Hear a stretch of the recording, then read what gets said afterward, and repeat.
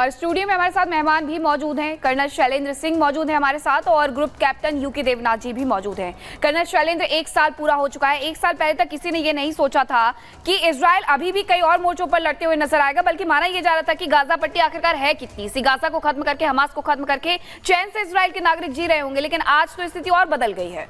ये बात हमें बड़ी जिम्मेदारी से समझनी चाहिए कि आज हम इवैल्यूएट ये ज़रूर कर पाएं दुनिया के लिए, गाज़ा के लिए, इजराइल के लिए, किसने क्या पाया और किसने क्या खोया। मुझे लगता है इजराइल ने सब कुछ खोया, उसके भी लोग मारे जा रहे हैं। पैलेस्टीनियंस ने भी सब कुछ खोया, 40,000 लोग मारे गए हैं। दुनिया खो रही है क्योंकि एक तरीके की थ्रेट बढ़ती चली जा रही है।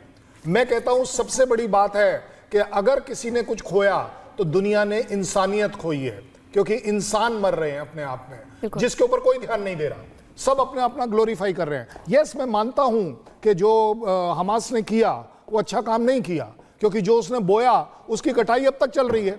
आपने 1200 मारे थे, आपके 40,000 मारे गए। आपने वो 4 बच्चों का ओपनली रेप किया था और लड़की, मरी हुई लड़की का रेप करते हुए आप रिकॉर्ड कर रहे थे।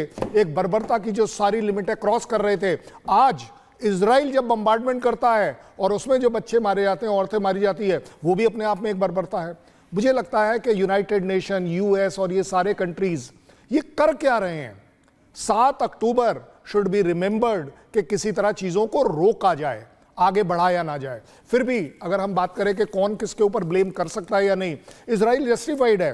Israel has been under attack 52 times. 75 साल में इजराइल ने कितनी बार कितनों पर अटैक किया, जबकि उसके ऊपर अटैक हुए 52 बार।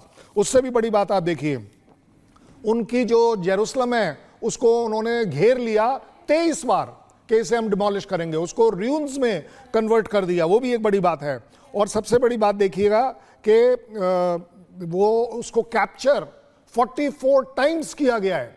अब आप मुझे ये बताइए कि मैं कैसे समझाऊं नेतन्याहू और इजरायलीज को कि आपके साथ जाती नहीं हुई है और आपको किसी के साथ जाती नहीं करनी चाहिए।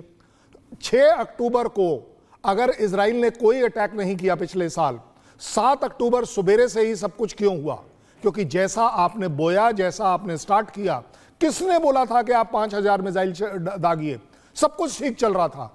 किसने बोला था आपको कि आप वॉल क्रॉस करके दूसरी साइड जाइए, किबुट्स में जाकर लोगों को कत्लेआम करिए, सड़कों के ऊपर लोगों को मारिए, बच्चों को आप मारिए, किडनैप करिए, और आज तक उसको आप किडनैपिंग को नॉर्मल रूटीन दे रहे हैं। मुझे लगता है पैलेस्टीनियन शुड गिव अप कि नहीं, हमारा हमास से इस बारे में कहीं कोई एग्रीमेंट नहीं है कि किसी को भी कहीं मारा जाए। मुझे लगता है कि इजराइल कैन रिग्रेट कि जिस बमबारी में, जो हमारी रिवेंजफुल बमबारी रही है, अगर उसमें पैलेस्टीनियंस मारे गए हैं, we are sorry for that. We are definitely sorry for that. It has got nothing to do with... colonel Singh, जो बात आप कह रहे हैं उसी को कंटिन्यू करेंगे आगे, लेकिन इस बीच ग्राफिक्स दिखा देते हैं कि 7 अक्टूबर 2023 को अचानक से हुआ क्या था, जिसमें इजराइल ही नहीं बल्कि पूरी दुनिया के देश नहीं समझ पाए थे कि अचानक से हमास का हमला किसकी प्लानिंग है, क्या बहुत लंबे समय से यह तैयारी की जा रही थी, क्या हुआ था, ये आपको बता देते हैं। 7 अक्टूबर 2023 को हमास के आतंकियों ने हमला किया था। हमास ने इजराइल के नागरिकों को निशाना बनाया था। हमास के आतंकी हमले में 1200 लोग मारे गए थे इस आतंकी हमले में, और कई लोग अभी भी होस्टेज बनाए गए हैं।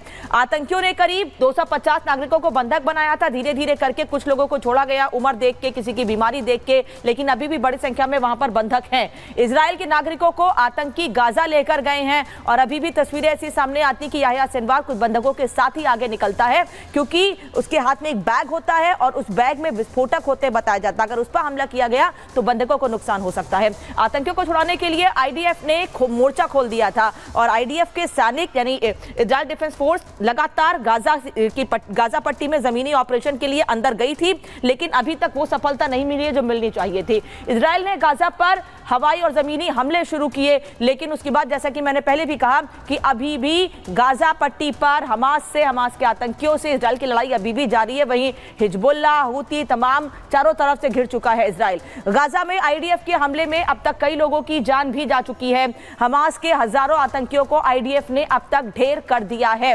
तो 7 अक्टूबर को जो बर्बर हमला हुआ था उसके बारे में आपको बता रहे हैं, लेकिन उसके बाद से यह युद्ध अब और ज्यादा बढ़ गया है। अब सीधे तौर पर ईरान भी कूद पड़ा है।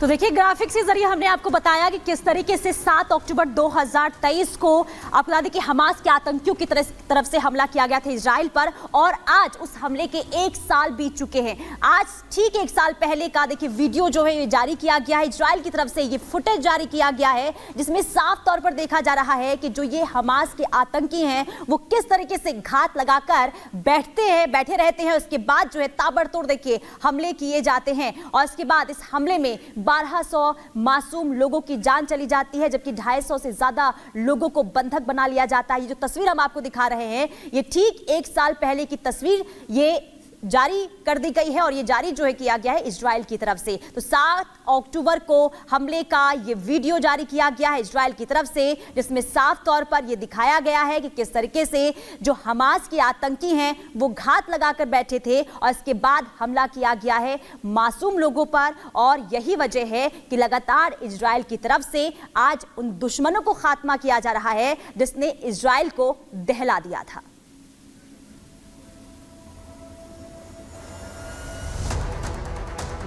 तो आपको बता देते हैं कि इजराइल का प्लान मिशन ईरान क्या है आखिरकार। सैन्य और आर्थिक नुकसान पहुंचाने का पूरा प्लान तैयार किया गया है। जो सैन्य ठिकाने हैं ईरान के उन्हें तबाह करने का प्लान किया गया है। बिजली संयंत्र से लेकर के परमाणु संयंत्र तक खत्म करने की जो प्लानिंग है वो की गई है।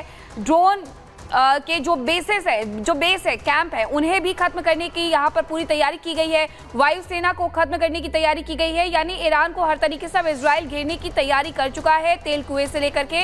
यानी सबसे ज्यादा जो महत्वपूर्ण है कि उनकी आर्थिकी पर चोट कर दिया जाए ताकि वो किसी भी तरीके से हथियार ना खरीद पाए, और उनका जो प्लान है यानी इजराइल का जो प्लान है वो सफल हो जाए। ग्रुप कैप्टन यूके देवनाथ जी, आप बताइएगा कि जिस तरीके से ये जो पूरा बड़ा प्लान इजराइल के द्वारा तैयार किया गया है, यानी ये समझा जाए कि आतंकी पर चोट करके पूरी तरीके से खत्म कर देंगे, और उसके बाद ये तबाह हो जाएगा और इजराइल को इस मोर्चे से भी कहीं ना कहीं छुटकारा मिल जाएगा कि अब कोई लड़ाई नहीं है यहाँ। जी हाँ, जैसे ही इजराइल ने ये डिसीजन लिया कि ईरान पर हमला करना है, तो वो डेफिनेटली ईरान के जो स्ट्रेटेजिक टारगेट्स हैं, जैसे कि चाबाज बंदरगाह है, बंदर अब्बास है, या ईरान के जो पोर्ट्स हैं उन पर हमला करेगा। सबसे बड़ी हमला जो है मेरे ख्याल से जो कि आईडीएफ प्लान कर रही है वो एक पॉलिटिकल टारगेट होगा। यानी क्या खुमैनी के घर पर हमला होगा, क्या पेजेश्कियन के महल पर हमला होगा। मेरे ख्याल से ऐसा वह करेंगे ये सिद्ध करने के लिए कि हम अगर जरूरत पड़े तो आयतुल्लाह खमानी के महल को, पेजेश्कियन के घर को भी टारगेट कर सकते हैं। ईरान बच नहीं सकता। ये एक साइकोलॉजिकल वॉरफेयर होगा, पॉलिटिकल विक्ट्री होगा थ्रू एयर अटैक। कोई भी एयरफोर्स जो है वो हमेशा दुश्मन के लीडर्स के घर में अटैक करने के लिए, प्रिसीजन अटैक करने के लिए हमेशा प्रस्तुत रहती है, क्योंकि ये एक पॉलिटिकल टारगेट को जब आप हिट करते हैं तो ईरान की जनता को ये आभास होगा कि अगर हमारे नेता सुरक्षित नहीं हैं तो ईरान के आम आदमी कैसे सुरक्षित हैं इजराइल की एयरफोर्स से। खौफ, दहशत में उनको जीना पड़ेगा। उनका मोराल और युद्ध लड़ने की जो क्षमता है वो कम हो जाएगी। सबसे बड़ी बात है जो कुछ लोग मॉडरेट हैं वो सरकार के ऊपर दबाव डालेंगे ईरान के अंदर